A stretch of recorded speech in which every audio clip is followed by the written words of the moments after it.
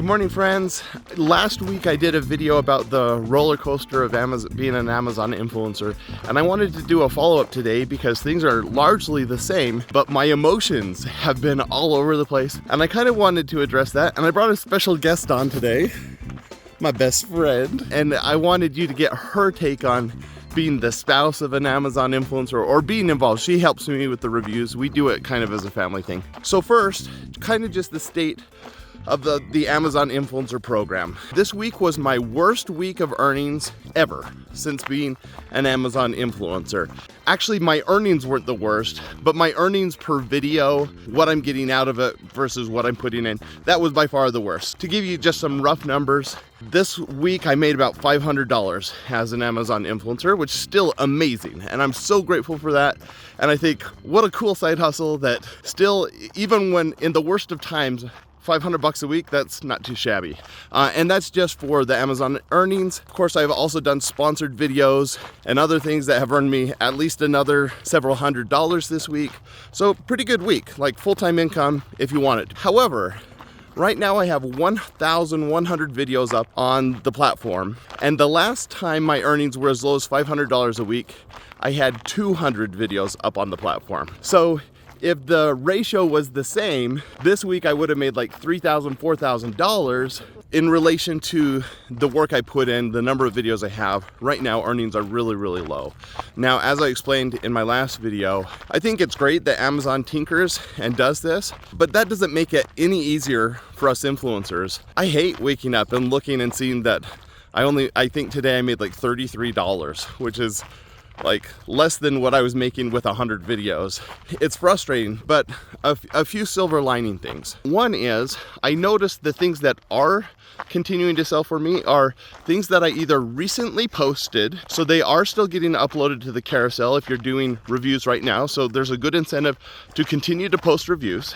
And it's the products that people told me, don't waste your time with. You want to focus on high ticket items because that's where all the earnings are. And that's true. We have made most of our earnings from higher ticket items over the long haul. However, I'm really grateful right now that I have reviewed things in my pantry, things in my medicine cabinet, things on my bookshelf, because those are the things that are continuing to get sales right now. And without those products, I wouldn't be making anything because right now, none of my high ticket items are selling. So I'm still managing almost $100 a day just because I've done a ton of reviews and I've reviewed everything in my house. Well, not everything. I could still do another 1,000 reviews, I think. It's amazing what you can find and how you can review it when you're really looking and dialed in. So that's some silver lining for you. I wanted to bring my wife on just to talk about kind of the emotions she experiences. She doesn't wake up and check the earnings every morning like I do, but she is involved. We do make purchases from time to time to do reviews. She helps me with the reviews. So kind of how are you feeling about things? Hi, I think I am okay. Going in knowing that we couldn't control Amazon and that we weren't completely over how much we made, actually, because Amazon holds a huge part of that. So going into it knowing that we didn't have complete control, and Tyler and I talked about this, we can't quit our day jobs even though we're making a ton because we don't ultimately control every decision Amazon makes. And when things dip, what I sit down with Tyler and I'm like, okay, what's our worst case scenario? And what would we do? And how would it impact us? And just emotionally saying what's the worst case scenario and how do we deal with it makes it easier for me. That's how I cope with it and say, all right, we knew that this could happen. We knew that this was a potential. How are we going to go forward and still be successful? So we can ride these waves that are a little frustrating. We are looking forward to Q4. I'm pretty confident that this is a 1 to 3 week lull where they're experimenting. They're kind of cleaning things up. I think it's ultimately good because I think this is where it's kind of a heat check on how much do you care about this program, how much are you willing to put in, but also Amazon's looking to improve the program. So it's a win for everybody. I didn't mention this earlier, but I should. The other component here is I think Amazon sellers and small companies are also anxious during these times. I've noticed in the tone of the emails I'm getting and the requests I'm getting for sponsored reviews right now that other people are worried too, that they're their sales are down, that things aren't going great for people who are selling products. And when that happens, it really does impact Amazon. It would make sense that Amazon does not extend periods like we're experiencing right now for too long, because they're going to lose sellers. They're going to lose products to the platform. And of course, they're also going to lose influencers.